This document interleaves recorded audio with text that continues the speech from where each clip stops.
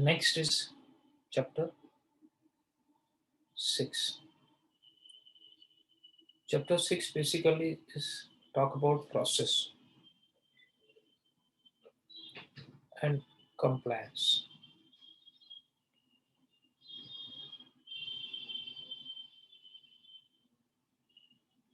Process and basically when I say process and compliance, what do you mean by the word process and compliance before entering into the topic?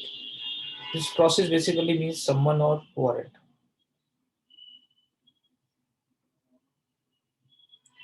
तो basically chapter 6 हमको बताने वाला है कि how people are being called और compelled to present in the court,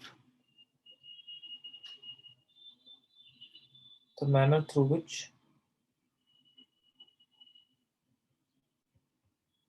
person is called or compelled in court. तो person को court में किस तरीके से कंपेल किया जाता है, उसके लिए उसके जो प्रोसेसेस है वो बात करते हैं. सेम प्रोसेस सीपीसी देखा होगा आपने, तो सीपीसी में जिस तरीके से प्रोसेस होते हैं यहाँ पे भी है. तो ये चैप्टर ये बेसिकली 4 पार्ट में डिवाइडेड है. First is someone, another is warrant, then another is proclamation and attachment, and last is miscellaneous. I will keep it miscellaneous. The heading is another, but I am thinking is miscellaneous, like other proceedings, other processes. So we will understand what do you mean by someone, how someone is being served, okay, what is the manner of serving someone under CRPC. We will do warrant, what is the manner of submission of warrant, warrant when executed, warrant who will execute, कब तक continue रहेगा warrant, proclamation क्या होता है, कब issue होता है, उसके साथ अटैचमेंट्स कब हो सकते हैं, अटैचमेंट्स को कब खत्म किया जा सकता है, ये सारे क्वेश्चंस बनते हैं. तो एक तो ये सब कुछ समझेंगे, प्लस जो इसमें इंपॉर्टेंट सेक्शंस हैं वो हम समझेंगे, राइट. तो स्टार्टिंग विद सेक्शन 60. सेक्शन 60 बात करता है form of summon.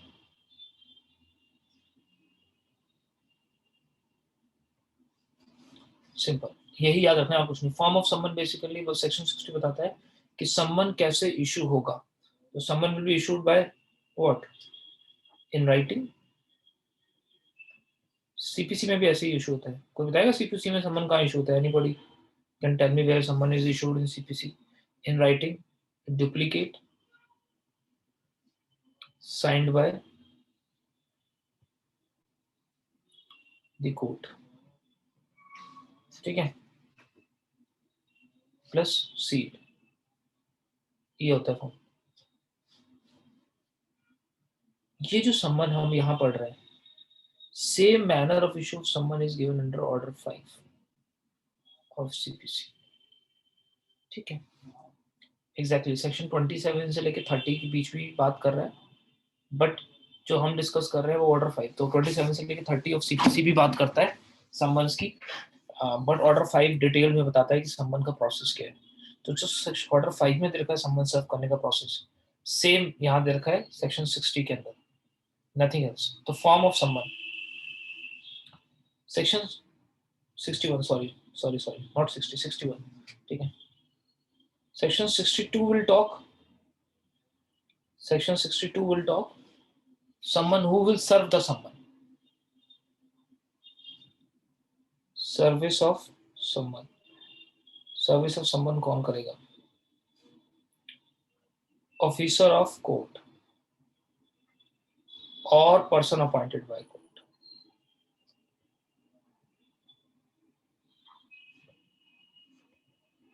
Nothing else, उसके अलावा कुछ और नहीं, ठीक है. ये तो ऑफिसर ऑफ द कोर्ट करेगा समन, राइट. सेक्शंस नंबर जिसका लिख रहा हूँ याद रखना है. तो 61 में फॉर्म है समन का, 62 में कौन सर्व करेगा, 63 summon on corporate bodies. That means अगर जो कंपनीज होती हैं, जो एसोसिएशंस होती हैं, जो कॉर्पोरेट बॉडी होती है उन पे सम्मन कैसे सर्व होगा, उनको सम्मन कहाँ से सर्व होगा। सेक्शन 63 बात करता है। 63 क्या बात करता है, कॉर्पोरेशन को सम्मन सर्व करने के लिए कौन कौन पर्सन है ऑथराइज्ड है जिनको सम्मन चला जाएगा। Secretary,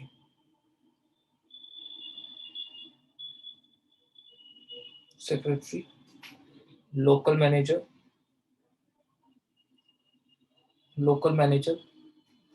principal officer of corporation, ठीक है।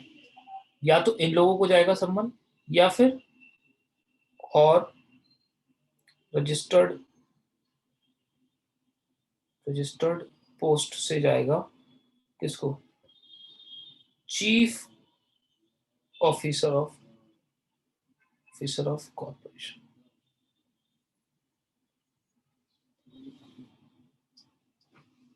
चार लोग हैं, अगर किसी कॉर्पोरेट बॉडी को सम्मन सर्व करना है, किसी कंपनी को सम्मन सर्व करना है, तो वहां का जो लोकल सेक्रेटरी है वहां दे दीजिए उस कंपनी का, कोई लोकल मैनेजर है वहां दे दीजिए, अगर नहीं है तो कोई प्रिंसिपल ऑफिसर है जिसको आप जानते हैं उस एसोसिएशन के, उसको सर्व करा दीजिए। या नहीं है तो जो चीफ ऑफिसर है उसका, कहीं पर भी कहीं भी उसका ऑफिस हो वहां उसको सर्व करा दीजिए थ्रू रजिस्टर्ड पोस्ट, माना जाएगा कॉर्पोरेट ऑफिस को सर्व हो गया। राइट। सेक्शन 64, सेक्शन 64 समझ के देखिएगा। सेक्शन 64 को इस तरीके से समझिएगा। पहला point, someone to be served in person। तो someone को जहां तक कोशिश होनी चाहिए जिस इंडिविजुअल के नाम का इशू है उसको सर्व होना चाहिए। अगर नहीं हुआ, वो पर्सन नहीं मिलता है, तब सेक्शन 64 की कंडीशन आती है और बोलते हैं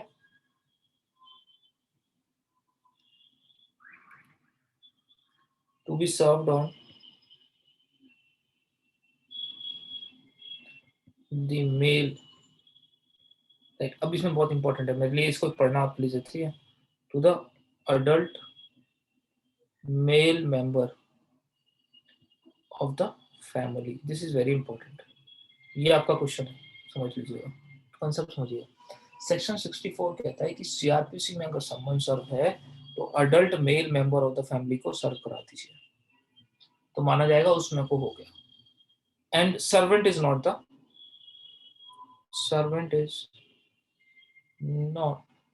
the member of the family. जो सम्मन सर्व होगा वो मेंबर नहीं होगा फैमिली का, सर्वेंट जो है वो मेंबर नहीं होगा फैमिली का। बात को समझ लीजिएगा अच्छे से। 64 हमको बताता है कि अगर इंडिविजुअल पर्सनली नहीं मिलता है तो आप सर्विस ऑफ सम्मन किसको करा सकते हो, कहते हैं सर्विस ऑफ सम्मन आप उसके जो अडल्ट मेल मेंबर होगा फैमिली में, दे आर नॉट सेइंग, समझ, ठीक है, any member, adult male member, ये डिफरेंस है। यही चीज सीपीसी में भी दे रखी है, को बताएगा सीपीसी में कहाँ दे रखी है। Same line is been given Priyanshu ma'am CPC में, someone is to be served, अगर वो इंडिविजुअल नहीं मिला, कहाँ दे रखा है सीपीसी में, very important, very good Rukhsar, very good. Order 5 rule 15, order 5 rule 15 बात करता है, very good evening, order 5 rule 15 बात करता है कि someone is to be served to any member of the, any adult member of the family। यहां से question बनता है, इसलिए मैं इसको साथ करा रहा हूँ एग्जैक्टली ब्रांच में। तो दो डिफरेंस समझ लीजिएगा, वहां पर भी ये बात, वहां पर भी है servant is not the member of the family, but CrPC में it will be adult male member, whereas in CPC it will be adult member of the family, not adult male member of the family। तो सम्मन अगर CrPC में गया है तो अगर पहली बात तो दोनों ही कंडीशन में it must be serve to a person, जिसके नाम का सम्मन इशू है उसको जाना चाहिए। बट अगर वो नहीं मिल रहा है तो किसको जा सकता है, उसकी फैमिली में किसी मेंबर को जा सकता है। सम्मन अगर सीपीसी के थ्रू आ रहा है तो अडल्ट मेंबर होना चाहिए, कोई भी बड़ा member of male female doesn't matter, servant नहीं होगा। बट अगर सम्मन सीआरपीसी में आ रहा है तो it will always be serve to the adult male member, ठीक है, यहाँ क्वेश्चन बनता है। सेक्शन नंबर कोई नहीं पूछेगा आपसे इसका, सेक्शन नंबर नॉट इम्पोर्टेंट, ठीक है, तो सेक्शन इज नॉट इम्पोर्टेंट। ये 3 लाइनें इम्पोर्टेंट है, ये 3 लाइन हमारे लिए इम्पोर्टेंट है, और ये इम्पोर्टेंट है। Order 5 rule 50 done. चलिए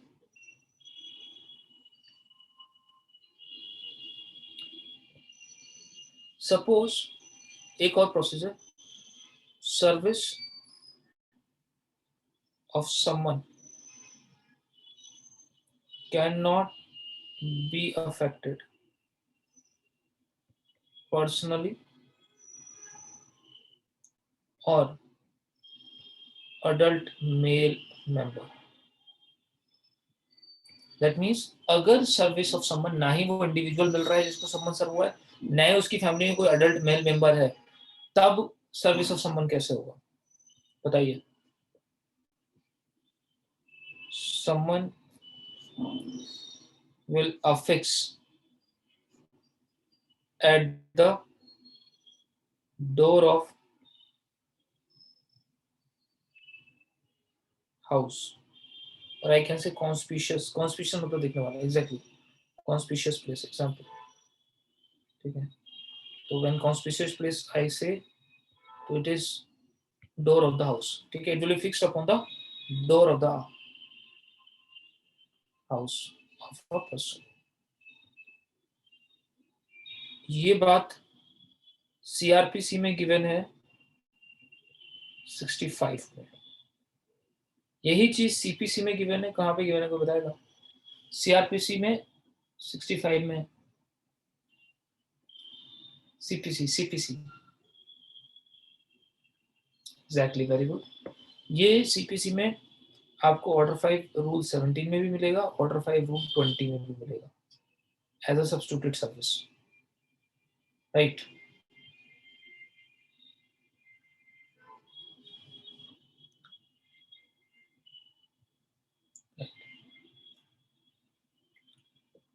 तो क्लियर हुआ, 65 में है। One more thing, service to government official, ये क्वेश्चन बनता है ऐसे ही, जैसे मैं बता रहा हूँ ऐसे बोलेगा, गवर्नमेंट ऑफिशियल और सर्वेंट। अगर सम्मन सर्व कराना है गवर्नमेंट ऑफिशियल को और सर्वेंट को, तो कैसे जाएगा? someone will be served to the someone will serve to head of office. Summon किसको भेजा जाएगा? उस ऑफिस का जो हेड, जिसमें वो जॉब कर रहा है इंडिविजुअल, उसका जो हेड है उसको। तो for example I am a government office और मैं हेड हूँ और मेरे यहाँ पे किसी को समन सर्व कराना है, तो वो मेरे पास आएगा, I will give this summon, head will give summon person and return the duplicate by his signature with endorsement that I gave someone। तो अगर गवर्नमेंट ऑफिशियल को सम्मान है तो किसी को देने की जरूरत नहीं है, आप सिर्फ हेड ऑफिस बचा दीजिए, वहां का जो हेड ऑफिशियल है वो उसको साइन करके भेज देगा, और उसके जो सिग्नेचर होते हैं they are the evidence of service of summon, जो उसके सिग्नेचर्स हैं वो एविडेंस होते हैं service of summon. This is given under order for section 66 of CRPC. ये सेक्शन 66 सीआरपीसी में दे रखा है, यही चीज same as it is CPC में दे रखी है। कहाँ पे? समन सर्व करने का यही प्रोसेस सीपीसी में भी दे रखा है, तो बताएगा मुझे जल्दी।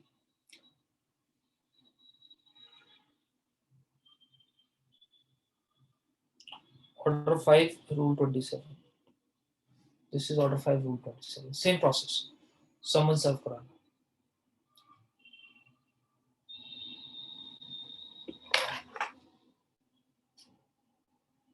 ठीक है,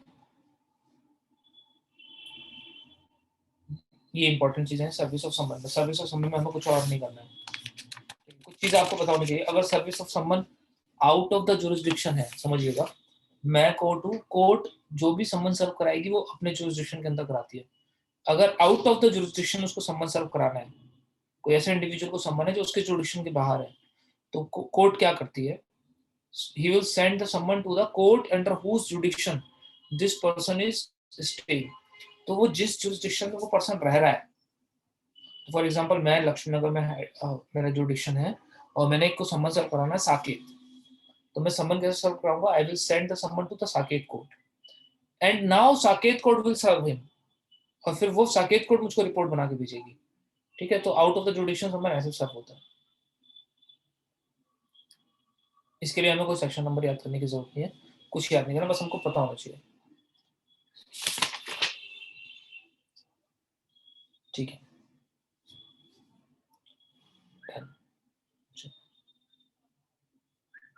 Another important is warrant. Warrant of arrest. This is very important. यहाँ से क्वेश्चन बनते हैं, यहाँ से सेक्शन नंबर पे आते हैं, ठीक है। पहला, form of warrant and duration, ये दो चीजें बड़ी इंपॉर्टेंट है। Form of warrant and duration given under section 70, इसको याद करने का बहुत सिंपल तरीका है, ठीक है, कि वहां पे वो 61 में जहां से शुरू होता है, ये 70 से शुरू होता है, ठीक है। सम्मन 61 में दे रखे हैं फॉर्म, और वारंट 70 में दे रखा है, सारा कुछ सेम होगा, डुप्लीकेट होगा, साइंड होगा, एवरीथिंग इज सेम, इसमें कुछ भी अलग नहीं है। बट इम्पॉर्टेंट इज दिस, याद रखिए, लाइन में याद रखिएगा, सेक्शन 17 का क्लॉज 2 जो लाइन है, वो लाइन याद होनी चाहिए आपको वर्बेटम, क्वेश्चन वो आता है, that is every summon, oh sorry, every warrant shall remain in force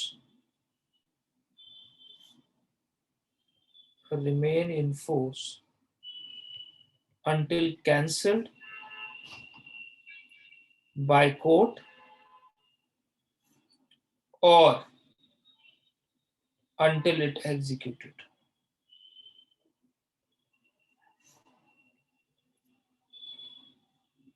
very important question बनता है कि जो वारंट है वो कब तक फोर्स में रहते हैं, तो वारंट दो तरीके से फोर्स खत्म हो सकती है। First, until it get executed, जब तक वो वारंट एग्जीक्यूट नहीं हो जाता तब तक फोर्स में रहता है, या फिर जिस कोर्ट ने उसको इशू किया है उस कोर्ट ने से कैंसिल ना करते, ठीक है। Cancel by court, who issued, याद रखिएगा, very very very very very important line. तो आप ये चीज समझ लीजिएगा, फॉर्म सम्मन कब, वो वारंट कब तक फोर्स में रहता है, वारंट फोर्स में रहता है जब तक जिसके खिलाफ वो इशू हुआ है उसको अरेस्ट नहीं कर लिया जाता, या फिर जिस कोर्ट ने उसको इशू किया है वो उसे कैंसिल नहीं करता। और यहीं पे एक क्वेश्चन बनता है, cancellation of warrant of arrest given under which section,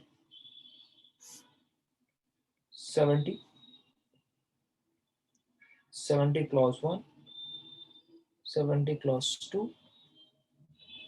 70 none of them,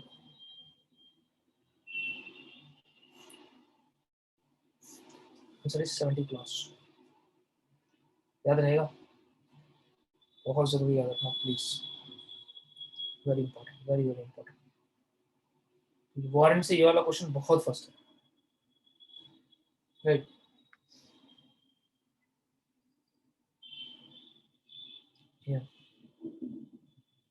yes, very good.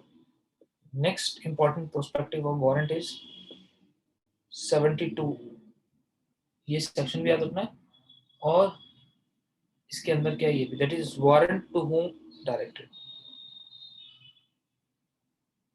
Warrant to home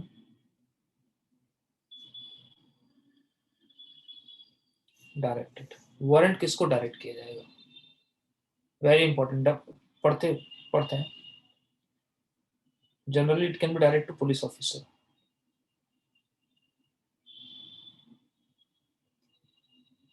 ठीक है। तो ये सबसे पहले तो वारंट हमेशा पुलिस ऑफिसर को जाएगा। Also to any other person in emergency if court deems fit। और अगर कोर्ट को सही लगा कि पुलिस ऑफिसर अवेलेबल नहीं है और मुझे वारंट अभी के अभी एग्जीक्यूट कराना है, it is a matter of very emergency, वरना फिर वारंट की वैल्यू खत्म हो जाएगी, तो वो किसी और इंडिविजुअल को भेज दिया। ठीक है,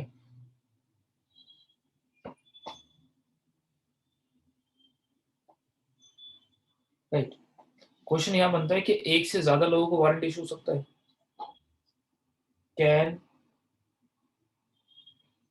warrant be issued to more than one officer? बताइए, क्या वारंट एक से ज्यादा ऑफिसर्स को इशू हो सकता है? Answer is yes, it can be issued. फिर क्वेश्चन बनता है, who will execute such warrants? वो सब लोगों के पास वारंट भेज दिया, कौन एग्जीक्यूट करेगा? Any of them may execute. तो एक जज ने बहुत सारे पुलिस ऑफिसर को वारंट दे दिया एक इंडिविजुअल का, तो उनमें से कोई से भी एग्जीक्यूट करता है, और जैसे ही एक एग्जीक्यूट हो जाएगा सारे के सारे दूसरे वारंट से वो खुद ब खुद क्या हो जाएंगे? फोर्सलेस हो जाएंगे, right.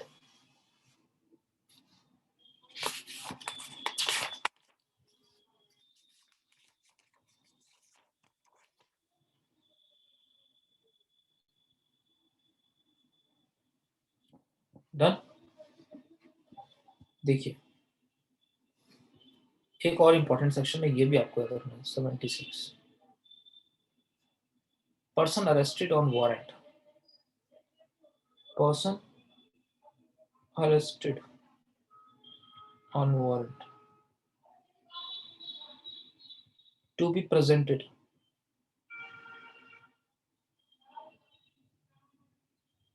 before court within 24 hours। तो जिस इंडिविजुअल को अरेस्ट करके लाया वारंट पे, उसको 24 घंटे के अंदर अंदर कोर्ट में पेश करना होता है। यही सेम प्रोविजन कहाँ और दिया हुआ है प्रियांशु मैम? दिव्या बेटा कहाँ दिया हुआ है? सिस्टर यही सेम प्रोविजन रेशमा कहाँ दिया हुआ है? Same provision, very good very good very good very good very good. 57, very good, same provision is given under section 57। कोई मुझे बताएगा what is the difference between section 57 and 76? अपने आप को अनम्यूट कर सकते हैं, you have an option to unmute, मैंने वो बंद नहीं किया हुआ, तो आप खुद भी अनम्यूट कर सकते हैं अपना। Any person can tell me what is the difference between section 76 and 57? ये क्वेश्चन है हमारे लिए, जल्दी। अरे पीछे पलट के नहीं देखना है बाबा, पलट के तो गधा ही पढ़ के बता देगा, है ना? पीछे पलट के नहीं बताना, ऐसे बताना है कि क्या डिफरेंस लग रहा है ऑन द फेस। जल्दी बताओ। अदिति सिंह डराल, सीआरपीसी तो तेरा फेवरेट सब्जेक्ट है अदिति, 500 बार पढ़ चुकी होगी, इतनी बार तो मैंने नहीं पढ़ा जितनी बार अदिति ने सीआरपीसी पढ़ा होगा। जल्दी बताओ।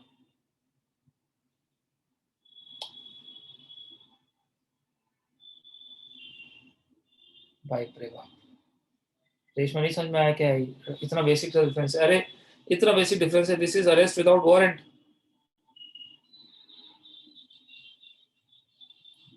तो सेक्शन 57 लगता है जब अरेस्ट है विदाउट वारंट, और 76 लगता है when arrest is with warrant, arrest with warrant. ये बेसिक डिफरेंस है। तो सेम ही प्रोविजन 76 में और 57 में क्यों दिए? एक ही प्रोविजन को दो बार देने की वजह क्या है? Because both are have different situation.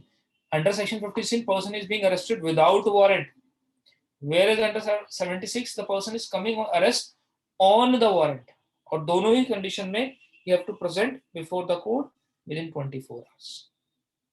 तो ये क्वेश्चन बन सकता है, तो हमेशा आपको ध्यान रखना है, वो क्वेश्चन पूछ सकते हैं the person is being arrested on warrant, and he have to be present before the magistrate within 24 hours. Provide the appropriate section. ये आपको कंफ्यूज करेंगे और आप तुरंत के तुरंत वहां पे क्या टिक कराओगे, वो ऑप्शन में देंगे आपको, they will give you option section 57, section 76, they give you section 167 and they give you section 56. 56 भी कंफ्यूज करता है. 56 is also about immediate effect है ना, तो तुरंत के तुरंत देने वाला है, तो आपको कंफ्यूज करेंगे और आप तुरंत 57 लगाओगे कि वो 24 आवर तो आपने 57 में पढ़ा है हमेशा. बट याद रखिएगा क्वेश्चन अगर ये है अरेस्ट विद वारंट तब 76 है, और अरेस्ट विदाउट वारंट है 57 है. या फिर कुछ भी नहीं लिखा हुआ है, एक क्वेश्चन ये बनता है person arrested to be present before magistrate within 24 hours.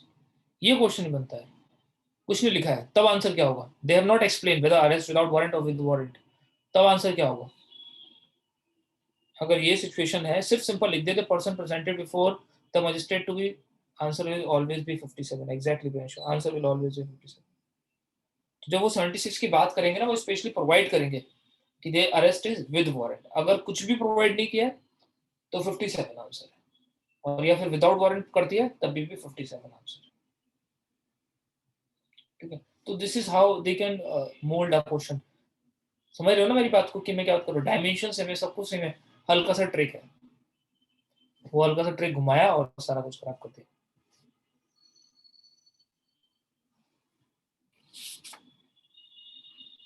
ठीक है, चलिए आगे बढ़े. Next another important section is 77, where warrant may be executed.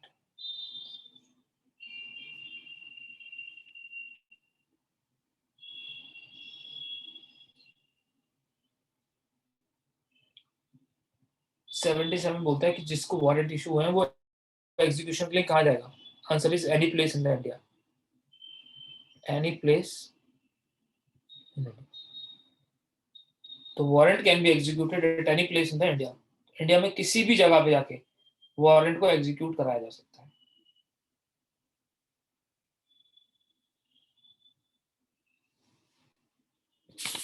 चलिए, दिस इज वारंट में ये इंपॉर्टेंट है और कुछ नहीं इंपॉर्टेंट.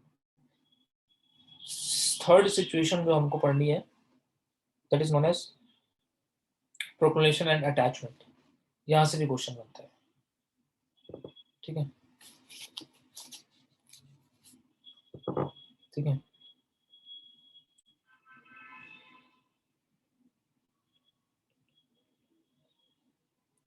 सेक्शन 82. पहली बात तो आपको सेक्शन याद होना चाहिए. सेक्शन 82 काय की बात करते हैं, प्रोक्लेमेशन की बात करते हैं.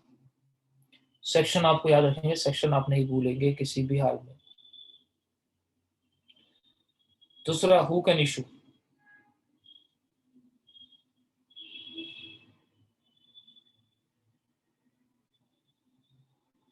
कौन इशू कर सकता है प्रोक्लेमेशन, बताइए जल्दी. कौन इशू कर सकता है प्रोक्लेमेशन. Any court. सीजीएम हो, जेएम फर्स्ट क्लास हो, जेएम सेकंड क्लास हो, any person can issue, any court can issue proclamation. Against whom, किसके अगेंस्ट इशू हो सकती है. Accused.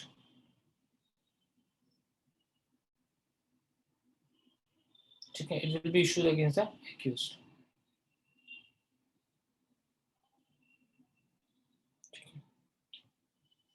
Can it be issued against witness. Can a proclamation be issued against witness. सवाल का जवाब प्रियंशु देंगी.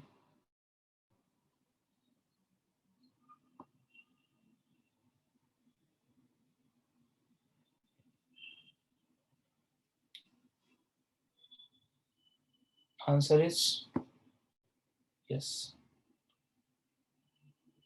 देखिए, तो proclamation can be issued against accused, against witness, even third person, but not victim. Victim के अगेंस्ट नहीं होती है, कैन बी इशूड। तो अगर ये ऐसी बात है तो फिर कब? Question is when. प्रोक्लेमेशन कब इशू होती है? When person does not appear upon warrant. ये कंडीशन है सब। तो किसी के अगेंस्ट, जिसके अगेंस्ट वारंट इशू हुआ है और he is defaulting a warrant, he is not coming on a warrant, उसके अगेंस्ट प्रोक्लेमेशन इशू होती है। ठीक है।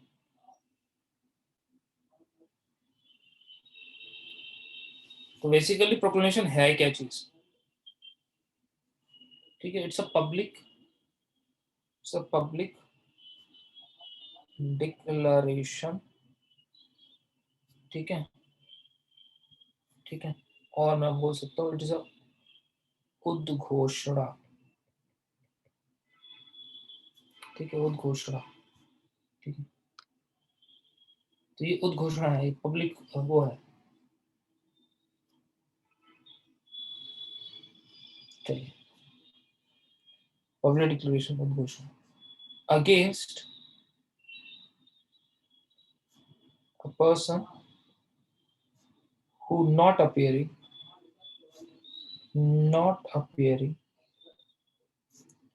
on warrant। तो कोई ऐसा इंडिविजुअल जिसके खिलाफ वारंट इशूड है and is not appearing upon the warrants, वो वारंट्स पे नहीं आ रहा है, तो कोर्ट की पब्लिक डिक्लेरेशन कर सकती है, उद्घोषणा कर सकती है। उद्घोषणा बेसिकली होती क्या है? उद्घोषणा लाइक क्या उद्घोषणा होती है? इट इज फरार। ठीक है, भगोड़ा। तो भगोड़ा या फरार घोषित कर देना किसी को इज नॉन एज प्रोक्लेमेशन। तो जब कोर्ट किसी को फरार घोषित कर देती है या भगोड़ा घोषित कर देती है तो माना जाता है कि प्रोक्लेमेशन हो गया। Question is how.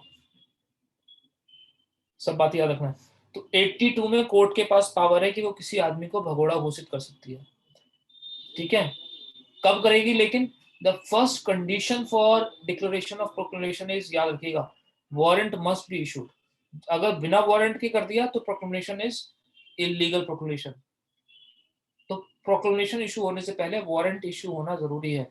वारंट के साथ साथ प्रोक्लेमेशन इशू नहीं हो सकती। It will always be issued after the warrant. ठीक है, तो हमेशा वारंट के बाद इशू होगी, ना वारंट के साथ इशू होगी, ना वारंट से पहले होगी। अब manner of issue of proclamation क्या है ये आपको याद रखना है। ठीक है, first affix on conspicuous part of town of person.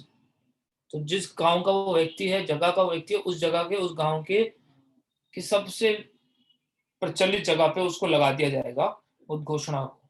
Second, और ये सारे एक साथ करने हैं, एक चीज नहीं है, मैंडेट है ऑल टू बी डन। ठीक है, plus second to be read publicly in village. To be read publicly in village. एक मिनट हो रखिएगा।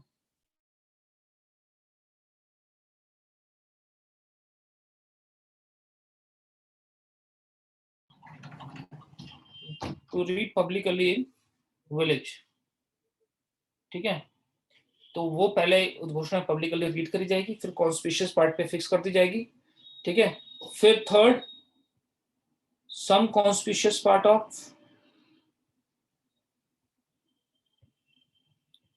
ऑफ हाउस ऑफ पर्सन, जिसके अगेंस्ट की गई उसके घर के बाहर भी लगाई जाएगी।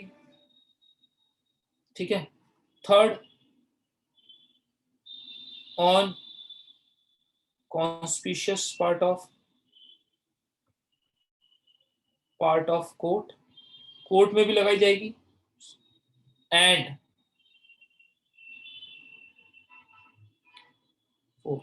इन लोकल न्यूज़पेपर।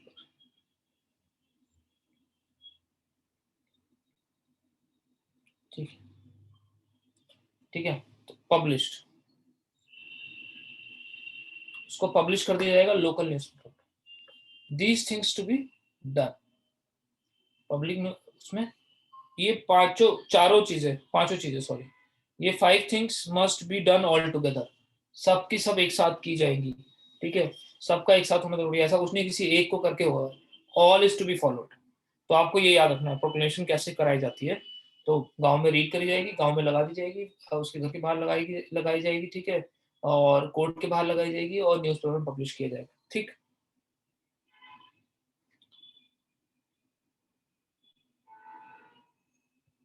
ठीक।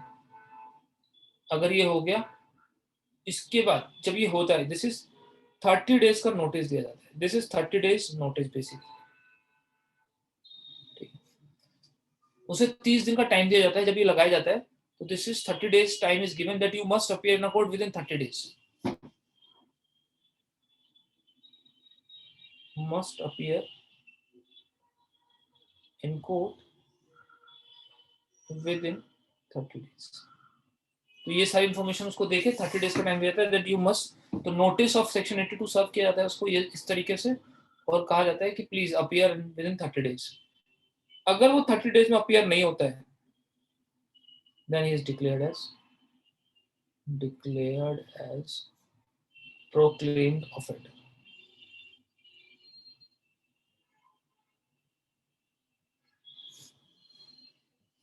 उसको proclaimed offender डिक्लेयर करते हैं। This is 82।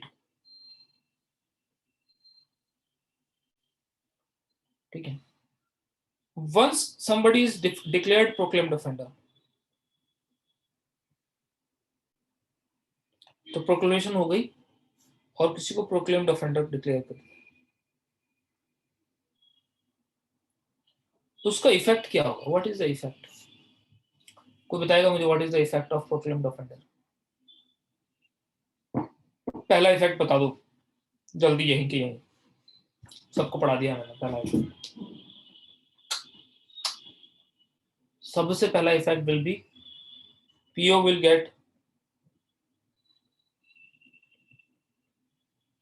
Power to arrest without warrant. पढ़ा था 41 के अंदर, somebody is a proclaimed offender। ठीक है, तो he will get power to arrest, तुरंत के तुरंत, एग्जैक्टली प्रियांशु, तुरंत के तुरंत he will get power to arrest। Section 41 में पढ़ाया नहीं पढ़ाया, कल ही तो पढ़ाया। उसके बाद सेकंड सिचुएशन, कोर्ट में attach his property under section 83। तो सेक्शन 83 में कोर्ट के पास पावर आ जाएगी टू अटैच हिज प्रॉपर्टी, वो उसकी प्रॉपर्टी को अटैच करने की पावर डेवलप कर लेगा। राइट, इस सेक्शन 3 की attach power of a court to attach the property को दो प्रोस्पेक्टिव से करना है।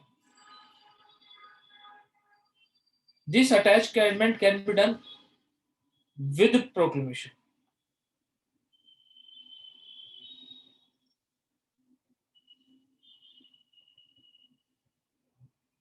Attachment with proclamation.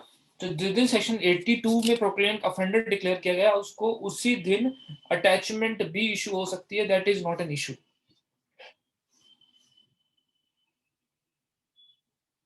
ठीक है, तो इट कैन इशू, डिफरेंस है ये, सेक्शन 82 में प्रोक्लेमेशन वारंट के साथ इशू नहीं होगी, बट अटैचमेंट प्रोक्लेमेशन के साथ साइमल्टेनियसली इशू हो सकती है।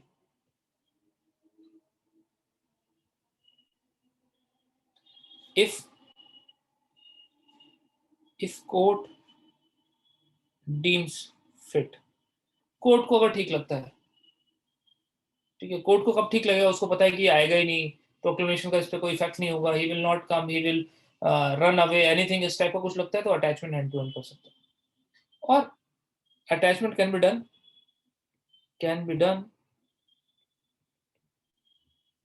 Attachment can be done after proclamation. ठीक है. Basically what is attachment? आपने सुना होगा प्रैक्टिस में कुड़की वर्ड सुना हुआ. कुड़की हो गई है. कुड़की इज नोन एज अटैचमेंट. तो जब संपत्ति जिस इंडिविजुअल के खिलाफ प्रोक्लेमेशन पर, कुड़की इज द राइट वर्ड, नीलामी इज अनदर थिंग ना, नीलामी इज अनदर थिंग. कुड़की हो गई. Attachment is there. अटैचमेंट के बाद सेल जो होती है वो नीलामी होती है. ठीक है, ऑक्शन जो होता है. तो कुड़की करती है. दिस इज नोन एज कुड़की. वंस दिस कुड़की इज डन 83, तो 82 में अटैचमेंट, प्रोक्लेमेशन, 83 में अटैचमेंट, प्रॉपर्टी उसकी अटैच कर दी है. दैट मींस कोर्ट ने उसको अपने अंडर ले लिया उसकी प्रॉपर्टी. अब देखना, this property attachment basically means attachment of property, है ना. Attachment means attachment of property. अब क्वेश्चन इज दिस, ये जो प्रॉपर्टी अटैच की है, क्या ये अब कोर्ट की हो गई फॉर एवर के लिए? Does it mean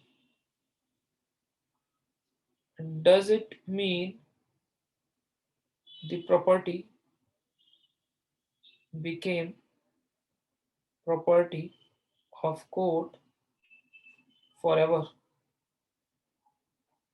Answer is no. Answer is no.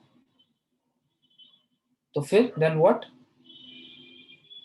The person that is proclaimed offender,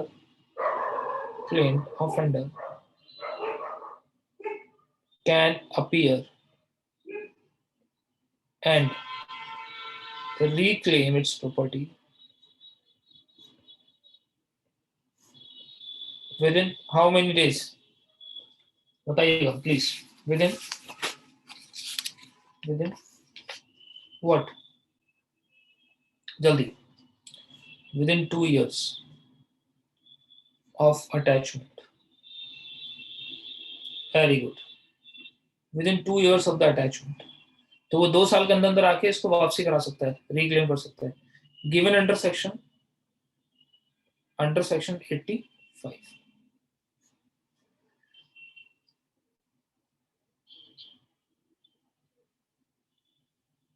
given under section 85.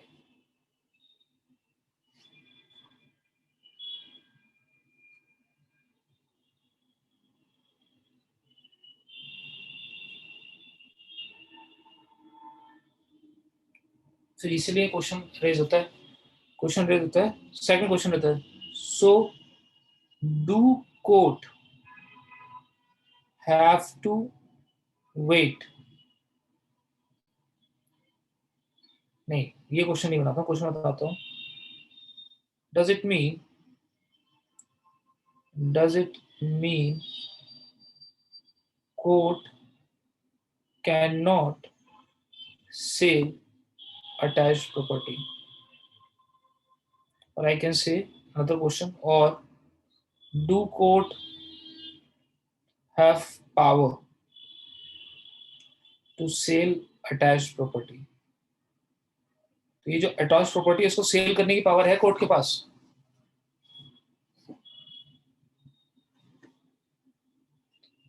बताइए. अटैच करने की पावर है, उसको सेल करने की पावर है? Answer is yes. It can sell it. Perishable है या नॉन पेरिशेबल है, डजंट मैटर, उसको सेल करने की पावर है. ठीक है. एक ही सवाल समझा हमने, पेरिशेबिलिटी को, नॉन पेरिशेबिलिटी को नहीं समझा. अब समझिएगा. हाउएवर ये जो सेल है ना, however sale should not be made for initial 6 months. जो इनिशियल 6 मंथ होते हैं ना, उसमें कोर्ट के पास पावर नहीं होती, उसको सेल नहीं करना चाहिए, एक्सेप्ट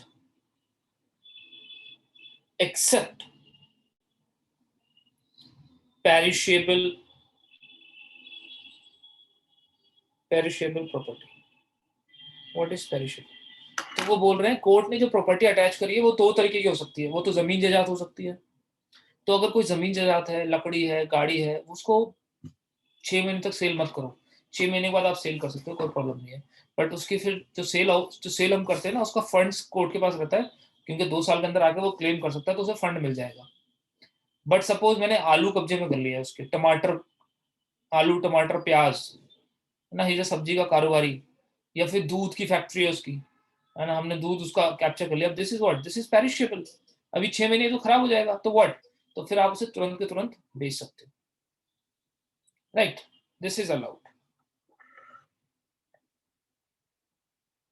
ठीक है। This is all given under section 85, all given under section 85। तो हमने सभी सेक्शन 85 से उठाया,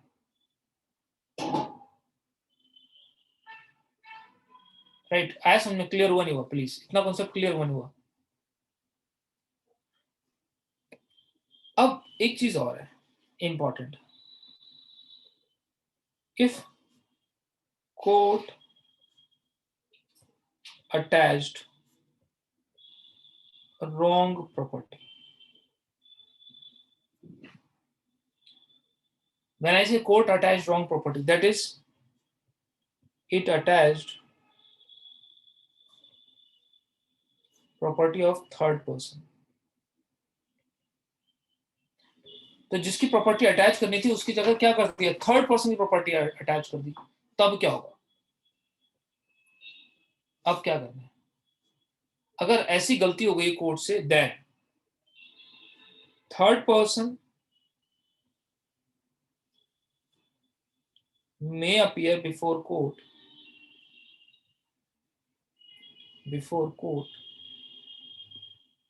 and object the attachment within 6 months of attachment. तभी तो 6 महीने के लिए बेचने के लिए मना किया है, तभी बोल रहे हैं कि 6 मंथ के अंदर अंदर बेचना नहीं है। क्यों? क्योंकि 6 महीने में पावर दे रहे हैं कि अगर हमसे किसी गलत, तो जिया की प्रॉपर्टी अटैच करनी थी, बट यहाँ पे किताबें रखी है, उन्होंने जिया की किताबों को अटैच किया, बट साथ में क्या हुआ, सृष्टि की किताबें चली गई, बिकॉज यहाँ पे सृष्टि की किताबें भी लिखी। तो ऑब्वियसली सृष्टि ने तो कोई ऑफेंस नहीं किया ना, उसकी किताब उसे वापस मिलनी चाहिए। तो शी हैव अ राइट, वो क्या कर सकती है, वो अपना वापस क्लेम कर सकती है। और उसके पास कितने दिन का टाइम है कोर्ट में जाने, अपनी को क्लेम करने का? 6 मंथ का। 6 मंथ के अंदर अंदर उसको क्लेम करती है। एक बार अगर 6 मंथ के अंदर सृष्टि ने क्लेम कर लिया, तो क्या होगा, this claim will be decided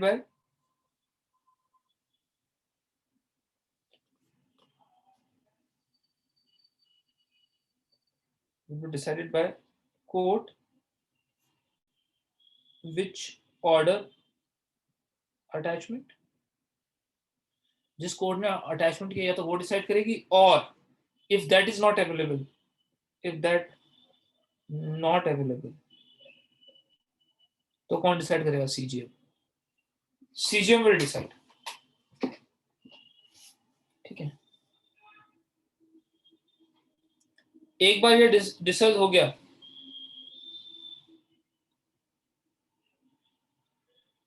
ठीक है, if the third person aggrieved of the order of court, that means सृष्टि गई कोर्ट के पास और उसने बोला कि सर मेरी किताबें आपने अटैच कर दी गलती से।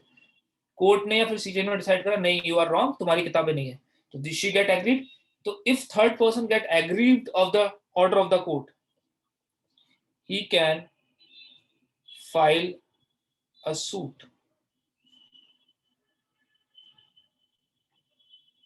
against such order, ठीक है। वो इस ऑर्डर के अगेंस्ट जाके सूट फाइल कर सकता है, ठीक है। और वहां पे क्या कर सकते हैं, he can establish his right, there, वो अपने राइट्स वहां पे स्टैब्लिश कर सकता है। ये जो सूट फाइल करने का राइट है 1 ईयर है, 1 year from the date of order of court. तो ये वाला जो ऑर्डर है, ये वाला जिसका वो एग्रीव्ड है, उस ऑर्डर के होने के 1 साल के अंदर अंदर आपके पास टाइम होगा कि आप उसे 1 साल के अंदर अंदर सूट फाइल कर लो। एक बार ये सूट फाइल हो गया, डिसीजन ऑफ द सूट आया, डिसीजन ऑफ अ सूट आ गया, दिस इज फाइनल। अगर इस सूट में कोई डिसीजन आया वो फाइनल है, कॉन्क्लूसिव है, नो अपील और रिवीजन लाए, उसके अगेंस्ट कोई अपील या रिवीजन लाए नहीं करती। मैं कंफ्यूज, कितने लोग कंफ्यूज उड़ गया दिमाग से, कितने लोगों के दिमाग से उड़ गया, कितना इजी तो था।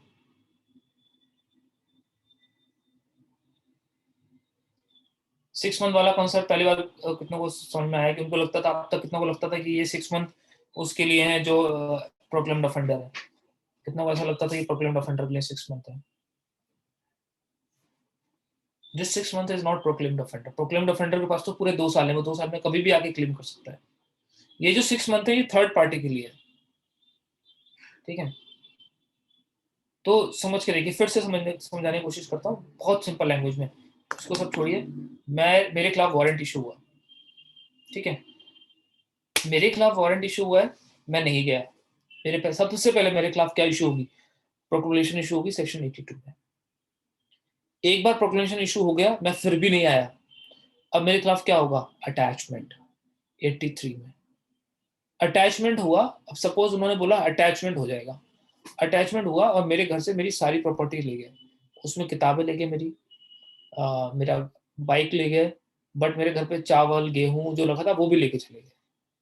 अब जो चावल गेहूं है ये तो ऐसी प्रॉपर्टी है जो पेरिशेबल हो सकती है, 6 मंथ के अंदर खराब हो जाएगी, तो कोर्ट क्या कर सकती है, तुरंत के तुरंत, तुरंत को तुरंत मतलब ये कि बिफोर गेटिंग पैरिश्ड, सपोज दूध भी रखा है उसके अंदर, वो मेरे घर से टमाटर भी ले गए, मैं सब्जी का काम करता बहुत कुछ ले गए, तो ऑब्वियसली टमाटर तो 2 दिन में खराब हो जाएंगे, तो they have to sell it.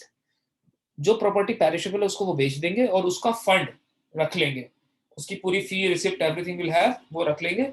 और जो प्रॉपर्टी पेरिशेबल नहीं है उसको वो कोर्ट के अंदर, कोर्ट की कंट्रोल में रख लेंगे। सपोज अब मेरे पास पावर है कि मैं 2 साल के अंदर अंदर अपीयर हो जाऊं, और मैं 2 साल के अंदर अपीयर हुआ तो कोर्ट मेरी प्रॉपर्टी मुझे वापस कर देगी, ठीक है। बट अब समझ के देखिए, क्या कोर्ट 2 साल तक वेट करेगी कि मैं आऊं, तो कोर्ट तो बोलते नहीं, जो नॉन पेरिशेबल प्रॉपर्टी है उसके लिए कोर्ट 6 महीने वेट करे, अगर वो 6 महीने में नहीं आता है तो इतना बाहर रखने की जरूरत क्या, उसकी प्रॉपर्टी बेच दो, तो सारी प्रॉपर्टी बिक जाएगी 6 महीने के बाद। बेचने के बाद जितने भी फंड होंगे वो इकट्ठा करके रखेंगे 2 साल तक, और जब आऊंगा मैं तो मुझे कैश दे देंगे वो, कि भैया लो तुम्हारी प्रॉपर्टी का कैश है, राइट। अब सपोज मेरी प्रॉपर्टी अटैच हो गई है, 6 महीने तक प्रॉपर्टी को सेल नहीं करना है, और उस प्रॉपर्टी में कुछ ऐसी प्रॉपर्टी है जो मिस्टर एक्स की है, सृष्टि की है, तो कुछ किताबें हैं और एक बाइक है जो सृष्टि की थी मेरे घर पे खड़ी हुई, अब वो भी चली गई है मेरी कुर्की में, तो सृष्टि के पास पावर है कि वो मेरी कोर्ट के पास जाएगी 6 महीने के अंदर अंदर, कि सर आपके पास इस नंबर की बाइक और ये किताबें जो आई हैं मिस्टर एक्स के यहाँ से, जेड के यहाँ से, वो उनकी नहीं है, वो मेरी है। तो कोर्ट बोलेगी प्रूव इट, तो वो प्रूव करेगी, अगर सपोज वो प्रूव नहीं कर पाती है तो court will reject the claim, वो सृष्टि से बोलेगी sorry that is not your property, you fail to prove it, तो Srishti will get aggrieved of this of order, वो इस ऑर्डर के एग्रीव्ड हो गई है। अगर वो इस ऑर्डर को एग्रीव्ड हो गई है तो वो नॉर्मल सूट फाइल कर सकती है, suit of claiming the restoration of the property, normal suit file कर सकती है। और उस सूट फाइल करने का जो टाइम है, तो जिस दिन ऑर्डर हुआ है उसके खिलाफ, उस दिन से कितना, 1 साल। एक बार ऑर्डर, और याद रखिएगा, सपोज या तो सिस्टर ने क्लेम कर लिया है या फिर उसने सूट फाइल कर दिया है, तब जब तक ये क्लेम या सूट डिस्पोज ऑफ नहीं होता है तब तक प्रॉपर्टी को सेल करने की पावर खत्म हो जाती है कोर्ट की, राइट। तो कोर्ट के पास नॉर्मल में 6 मंथ की पावर है, बट अगर वो ऑब्जेक्टेबल कर दी गई है, अगर उस पर ऑब्जेक्शन आ गया है, तो जब तक वो ऑब्जेक्शन फाइनली डिसाइड नहीं हो जाएगा, जब तक वो प्रॉपर्टी का डिस्पोजल नहीं किया जाएगा, राइट। एक बार सिस्टर ने सूट फाइल कर दिया और सूट कोर्ट में चला गया और कोर्ट ने डिसाइड कर दिया whether in the favour of the sister और against the sister, that decision will be final, conclusive, no appeal, reference, review, revision will lie against that order, उसके खिलाफ कुछ लाई नहीं करेगा। This is section, all is given under section 84. This all is given under section, this all is given under section 84. Section 84 याद रखना, third party के लिए 85 main party के लिए, 83 प्रोक्लेमेशन है, 80 वो अटैचमेंट है, 82 प्रोक्लेमेशन है। याद करने का तरीका है, ठीक है। किसी को कोई problem?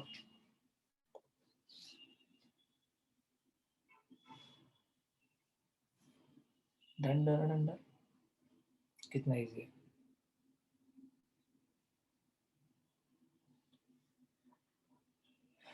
Another important section is 87, very important section, ये भी क्वेश्चन बनता है, ये तो सीधा सेक्शन पूछता है।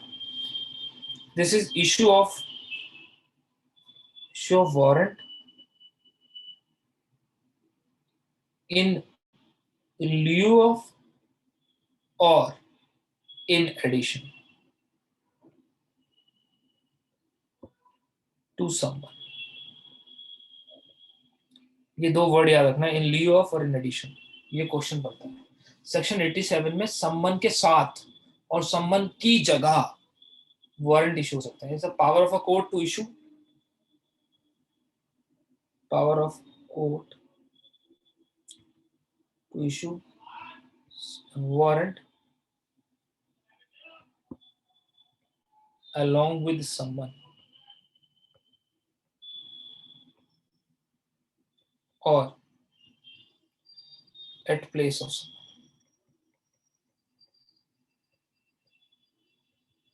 तो सम्मन के साथ, ये सम्मन की जगह वारंट इशू कर सकती है, ठीक है। बट वो रीजन रिकॉर्ड करेगी या वो सब बातें, ठीक है। Reason to be recorded, reason क्या होगा कि उसको लगता है कि सम्मन पे वो आएगा नहीं, वो एब्सकॉन्ड कर जाएगा, वो भाग जाएगा, ठीक है, is not going to appear, वो सब चीजें। दिस इज व्हाट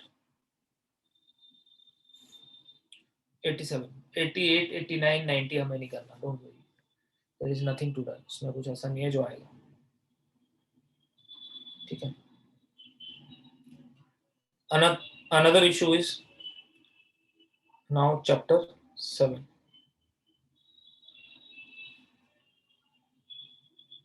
ठीक है। ये भी वही प्रोसेस जैसे ही है, चैप्टर 6 जैसा ही है। सबसे पहला सेक्शन 91 है, very important for us to understand। another important section, this is a summon to produce document।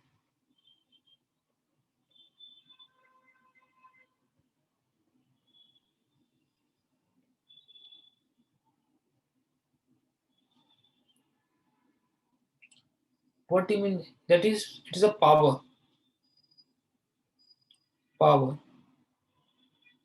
to ask for a document। ये पावर है डॉक्यूमेंट को मंगवाने की। पहली बात, who can issue summon under section 91?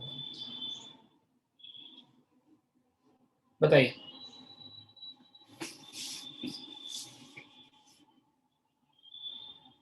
जल्दी, who can issue summon under section 91? पढ़ेंगे summon of section 91 को डिटेल में अच्छे से, मतलब पीटी के प्रोस्पेक्टिव से। Any court, any court.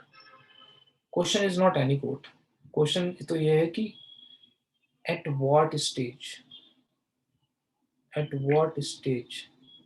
section 91 summon can be issued। किस स्टेज पे सम्मन इशू होता है? आंसर इज एनी स्टेज, किसी भी स्टेज पर सम्मन इशू हो सकता है। Do police officer, do PO have power to issue? Section 91 सम्मन, बताइए क्या सेक्शन 91 के संबंध में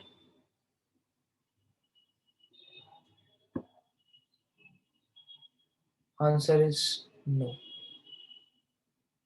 Answer is no. Police officer does not have power to issue someone under section 91. Rather, PO can issue only a written requisition or order under section 91. तो section 91 में police का power तो है बट सम्मन issue करने के लिए, ठीक है, ऑर्डर कर सकता है वो सिर्फ उसको. तो बेसिकली पुलिस भी कर सकती है, कोर्ट भी कर सकता है. तो सेक्शन 91 में होता क्या है? सेक्शन 91 के अंदर court will ask any person having a relevant document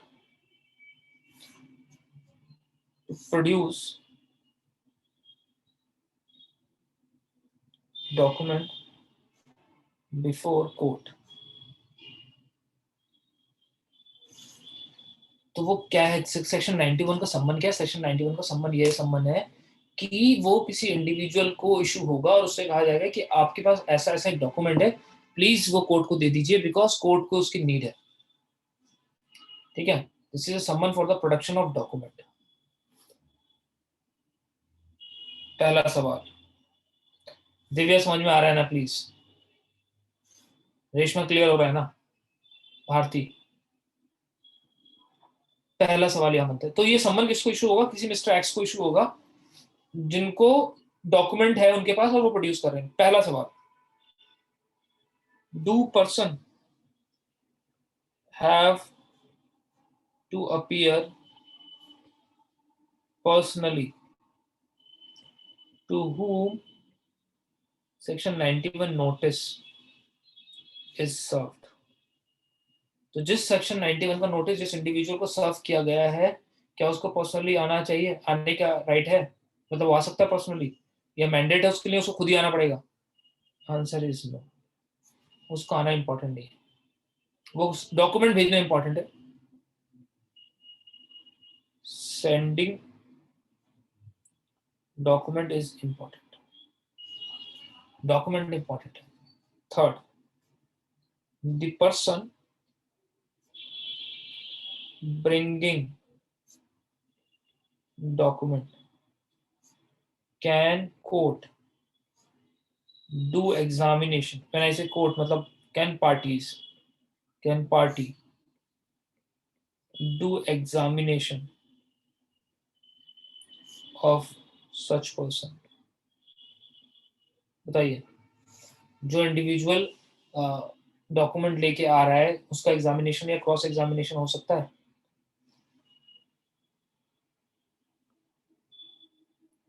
answer is no, because he does not come as a witness. Exactly, तो उसका एग्जामिनेशन नहीं होगा. हम एविडेंस में पढ़ेंगे इसको अच्छे से. Third situation, can PO sorry can accused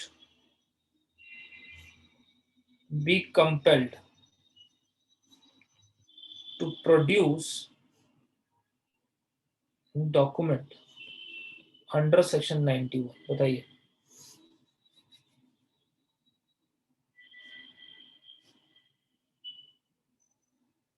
क्या एक्यूज को कंपेल किया जा सकता है प्रोड्यूस करने के लिए डॉक्यूमेंट अंडर सेक्शन 91?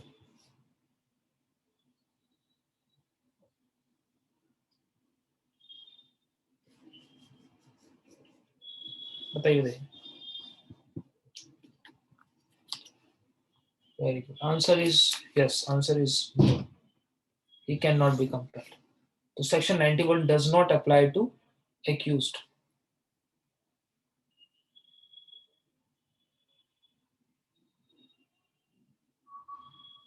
ठीक है. Yes, self-incriminating. Fourth situation. Can accused ask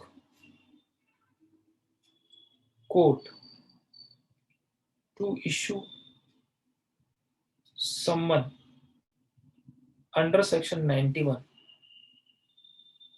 बताइए, क्या एक्यूज कोर्ट से कह सकता है कि किसी इंडिविजुअल से प्लीज वो मंगवा दीजिए, वो इंपॉर्टेंट है? Can he do so? क्या एक्यूज सेक्शन 91 के समन इशू करवा सकता है?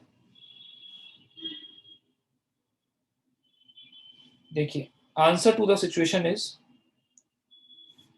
No before trial. Trial start करने से पहले ही can not do. Yes after trial. एक बार चार्ज फ्रेम ही हो गई तो उसके पास ये राइट आ जाता है कि वो ऐसा कर सकते हैं।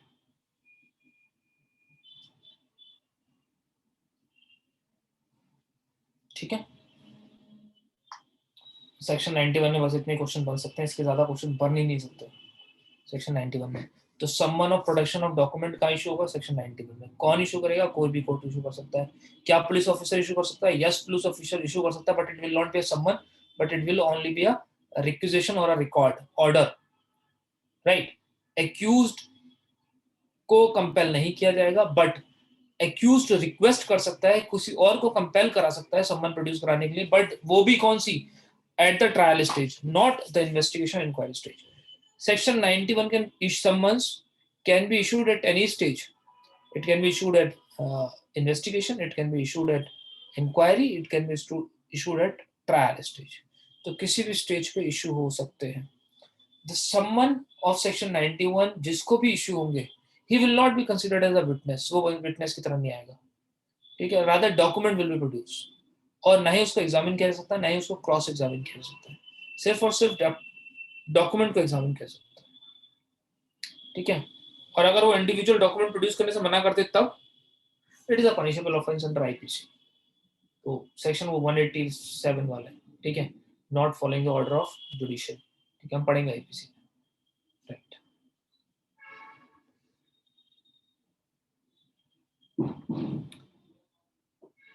Section 92, section 92 is basically requisition. इसको रिक्विजिशन बोलते हैं। रिक्विजिशन टू प्रोड्यूस लेटर और टेलीग्राम। तो अगर कोई लेटर और टेलीग्राम पोस्ट ऑफिस में पड़ा हुआ है या टेलीग्राम ऑफिस में पड़ा हुआ है, तो उसको कैसे प्रोड्यूस कराया जाए, उसको कैसे रिसीव किया जाए, उसकी पावर है। देखिएगा, सबसे पहले it is what is this is power to ask a letter और टेलीग्राम फ्रॉम पोस्टल ऑफिस। तो पोस्टल ऑफिस से लेटर या टेलीग्राम मंगाने की जो पावर है वो है, ये किसके पास है? ये हु, ये कुछ लिमिटेड लोगों के पास है, जो आपको याद रखना है। दैट इज डिस्ट्रिक्ट मजिस्ट्रेट, ठीक है, सीजीएम, कोर्ट ऑफ सेशन और हाई कोर्ट, या फिर उल्टा लिख लीजिए, high court, court of session, CGM and DM. इसके अलावा किसी और के पास नहीं है। ये चार लोग हैं जो ये रिक्विजिशन भेज सकते हैं, और कोई नहीं सोच सकता। ठीक है, ये ही लोग मंगा सकते हैं, कोई और नहीं मंगा सकता पोस्ट ऑफिस से। ठीक है, किस स्टेज पे मंगा सकते हैं? At what stage?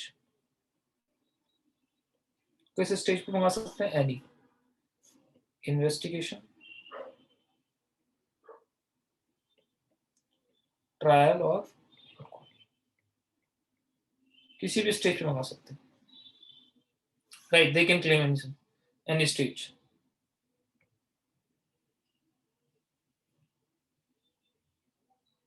Third situation, can police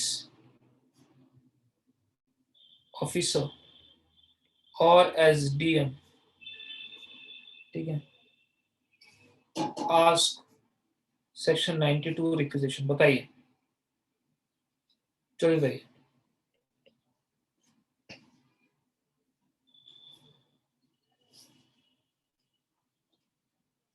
police officer और एसडीएम मांग सकते हैं? Answer is no. Police officer और एसडीएम नहीं मांग सकते, फिर वो क्या करेंगे?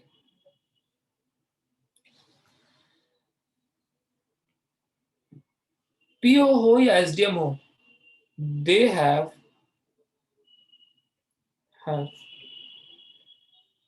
Power to inspect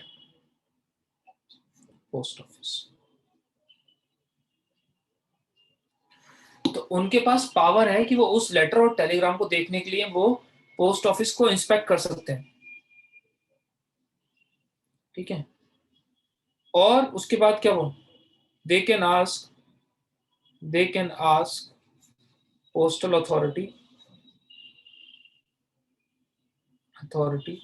to search such letter और पोस्ट, ठीक है।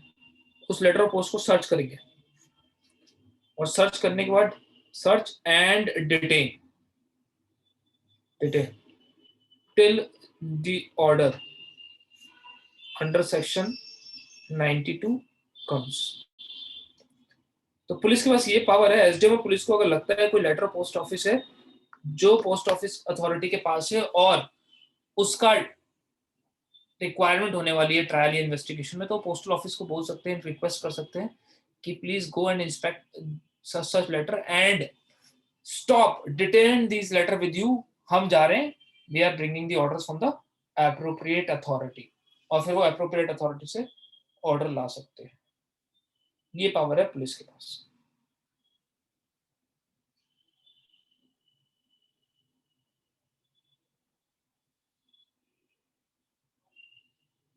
ठीक है,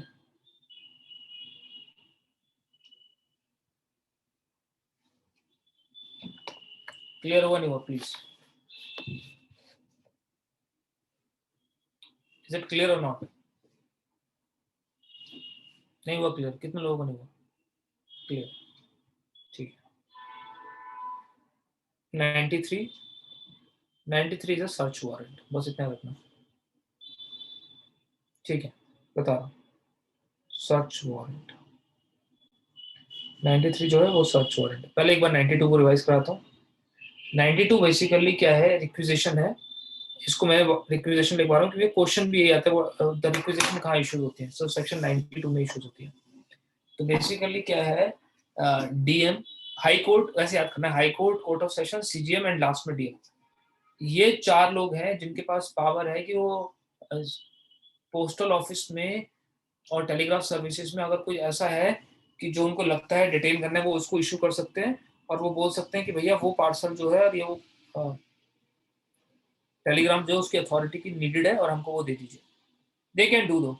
इनके अलावा कोई और नहीं हो सकता, वो ही करेंगे किसी भी स्टेज में, इन्वेस्टिगेशन, इंक्वायरी, ट्रायल। तो पुलिस ऑफिसर को ऐसा कुछ कराना है, उनको इनका ऑर्डर लेके आना पड़ेगा।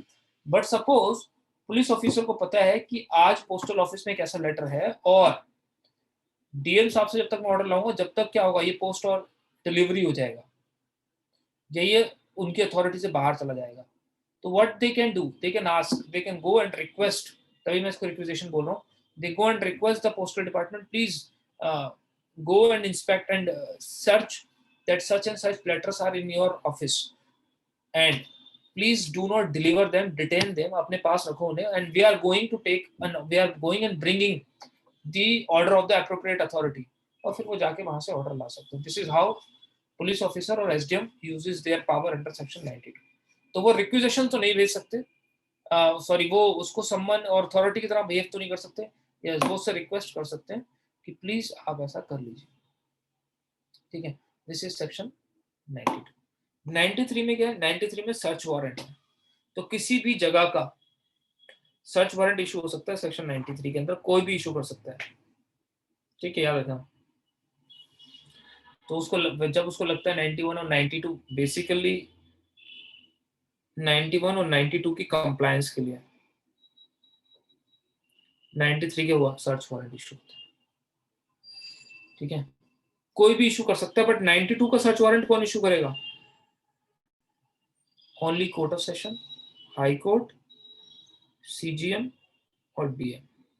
वही 92 की जो अथॉरिटीज हैं वही सर्च वारंट इशू करेंगे, 91 में कोई भी इशू कर सकता है।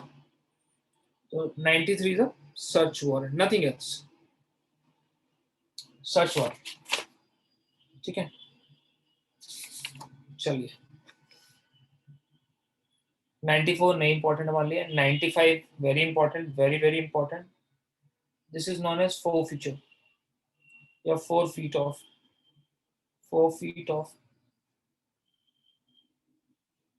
books publication etc।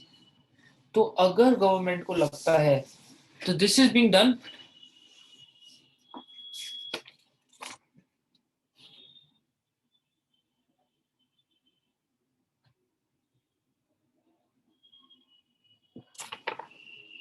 बता दूंगा अभी, डोंट वरी। 93 मैं समझ गया जो तुम पूछ रहे हो। 4 feet of books और publications,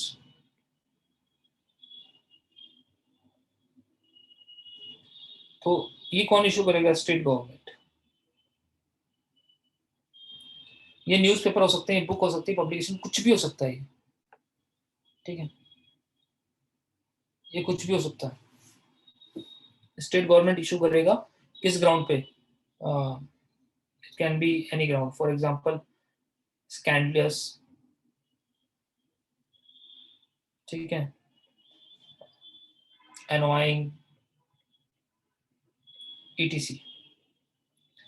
तो अगर गवर्नमेंट को लगता है कोई किताब ऐसी है जो स्कैंडलेस है, अनोइंग है, ठीक है, और उसके अंदर ठीक से चीजें नहीं है, ठीक है, अच्छी चीजें नहीं आ रही है, तो वो क्या कर सकता है? उसको 4 feet कर सकता है, दैट इज उसको उसका प्रिंटिंग रोक सकता है, बोलता है ये मार्केट में डिस्ट्रीब्यूट नहीं होगी। This is known as section 95 का नोटिस, स्टेट गवर्नमेंट इशू कर सकती है। जिसके भी खिलाफ ये इशू हुआ है वो कहा जा सकता है? सेक्शन 96 के अंदर 2 months के अंदर अंदर कहा जा सकता है हाई कोर्ट। हाई कोर्ट ही है ना? हाई कोर्ट, लेट मी सी,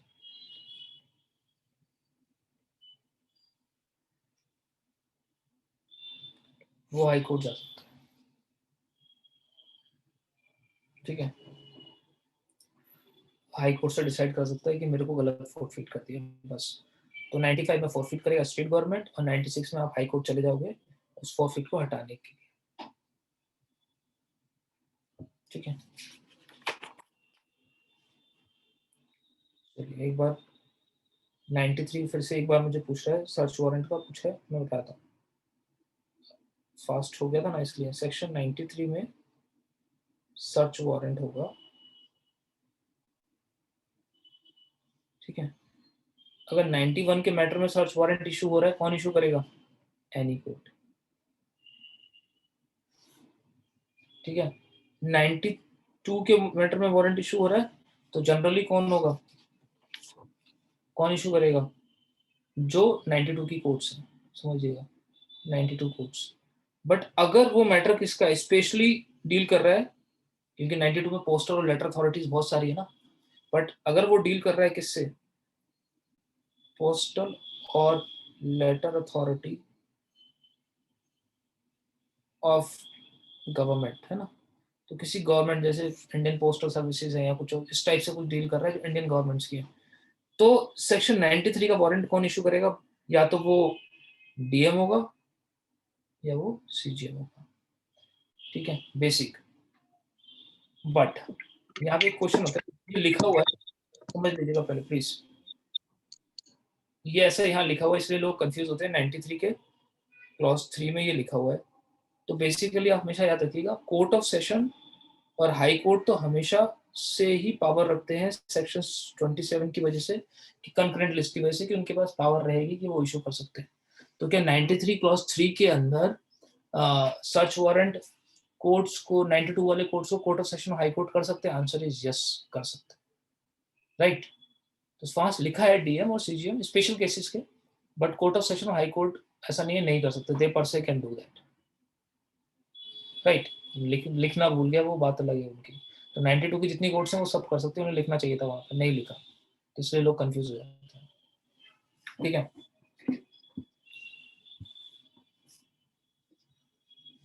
चलिए 95 वी हैव डन। कुछ इंपॉर्टेंट बचा है? 96 we have done. Yes, very important things are important, very very important things is done. अब ये आपको याद रखना, यहाँ से क्वेश्चन आएगा इस बार 97 98 से you will get a question। ठीक है, 97 या 98 में से एक सेक्शन नंबर आएगा ही आएगा, फिक्स है इस बार। देखिए 97 is a search of person wrongly confined, DM, SDM और JM फर्स्ट क्लास। ठीक है, power to restore abducted woman। ठीक है, DM, SDM, JM first class, बस इतना याद रखना है। अगर किसी इंडिविजुअल को किसी ने बंद करके रखा हुआ है, रॉन्गफुली कन्फाइन किया हुआ है, राइट, उसको रॉन्गफुल कन्फाइनमेंट कर रखा है, उसको बंद कर रखा है, तो उसको छुड़वा सकते हैं आप एप्लीकेशन फाइल करके। कौन फाइल कर सकता है? Any person can file, any person can file under section 97। मैं भी थर्ड पर्सन DM, SDM या JM फर्स्ट क्लास के पास जाके एप्लीकेशन दे सकता है और वो उसको रिकवर कर सकते हैं। सिमिलरली अगर कोई वुमेन है, लड़की है, उसको एब्डक्ट कर लिया है, ठीक है, उसको छुपा रखा है, तो 98 में यही पावर सेम DM, SDM और JM फर्स्ट क्लास के पास है। ये पावर कैसी है, आपको देखने में कैसी लगती है, बताएगा? इट लुक लाइक समथिंग, कैसी है? लुक लाइक समथिंग, बताइए जल्दी। Very good, very good, very good. It देखिए, it is the dimension of habeas corpus, याद रखिएगा। और वैसे तो जो हैबियस कॉर्पस है ना 2 to 6 में, और वेरी गुड, तो जो 2 to 6 के अंदर और 32 के अंदर रेट ऑफ हैबियस कॉर्पस है, वैसे ही है। ऑब्वियसली हैबियस कॉर्पस बहुत बड़ा है, उसका एक छोटा सा डायमेंशन है 97 एंड 98, तो वो हमेशा क्वेश्चन पूछ लेते हैं the rate of habeas corpus. ठीक है, तो कहाँ है 97 98, राइट? 97 में खोया हुआ, तो लाओ खोया हुआ व्यक्ति को ढूंढ के लाओ 97। ठीक है, खोई हुई लड़की को ढूंढ के लाओ 98। याद करने का तरीका कौन कौन करेगा? DM करेगा, SDM करेगा, JM फर्स्ट क्लास कर सकता है, और simple, nothing else to do. चलिए, this is what today's classes. आज थोड़ा तेज था ना, क्वाइट, तो हम थोड़ा सा ज़्यादा भी तेज नहीं था, ऐसा मत बोलो। 61 to 96 ही गया हूँ मैं, ज़्यादा फास्ट नहीं रहा। ठीक है, धीरे धीरे और कल स्पीड बढ़ जाएगी, तो 2 दिन में लोग हो जाएंगे ना। ठीक है, तो टुमारो विल कंप्लीट 100 से लेके 154 के आगे तक। एक बार 154 पहुंचा तो फिर समझ लो खत्म हो गई CRPC। But keep on revising. Come sections का मतलब ये है कि आपकी CRPC आपके दिमाग के अंदर सेट हो जानी चाहिए, राइट?